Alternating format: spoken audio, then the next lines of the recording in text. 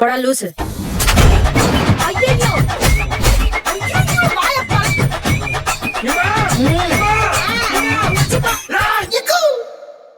है हम भारत के पक्ष में हैं, हम सब के लिए राष्ट्र सर्वोपरि है और मैं कह सकता हूं कि सातों के सातों प्रतिनिधि मंडलों में किसी भी दल का कोई भी सांसद होगा उसने दलगत राजनीति से ऊपर उठकर देश की बात की। आज पूरे सदन की ओर से मैं उनका धन्यवाद करता हूं, उनको नमन करता हूं। हम सिर्फ 5 मिनट में खत्म कर मेरा एक मिनट में कर लीजिए। मेरा 2 पॉइंट इंपॉर्टेंट है, इसको लेना जरूरी है। सिर्फ 2 पॉइंट इंपॉर्टेंट, एक इसमें हमने हासिल क्या किया और दूसरा सरेंडर विषय। मैं इतना कहूंगा, अंतर्राष्ट्रीय मंच पे हम किसी का साथ लेने नहीं गए थे। भारत ये बताने गया था कि भारत अपने दम पर आतंकवादी के आकाओं को मुंह तोड़ जवाब दे सकता है और हमने मुंह तोड़ जवाब दे दिया है। हम फर्स्ट हैंड इंफॉर्मेशन देने गए थे, किसी का सहयोग मांगने नहीं गए थे। और 193 देशों में से 190 देशों ने एक साथ इन आतंकवादी हमलों की निंदा की है। ये नरेंद्र मोदी जी का दिखाता है।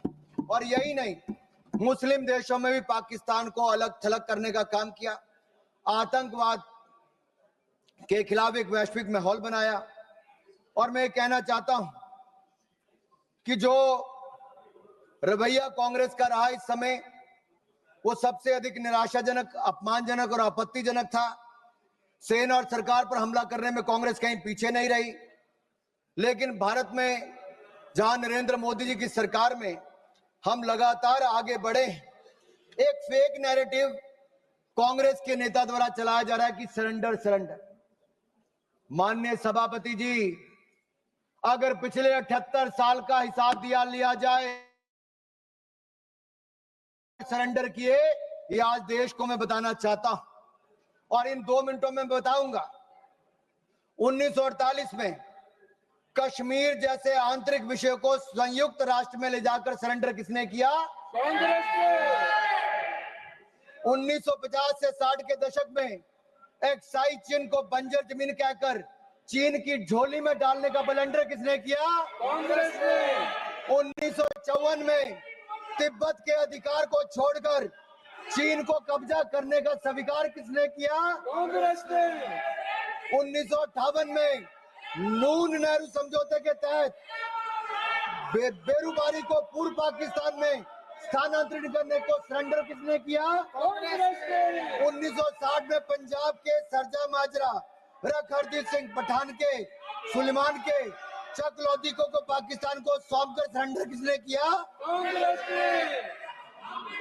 1960 में सिंधु जल संधि के तहत पाकिस्तान को $174 मिलियन, आज के 14,000 करोड़ के बराबर, ये सरेंडर किसने किया?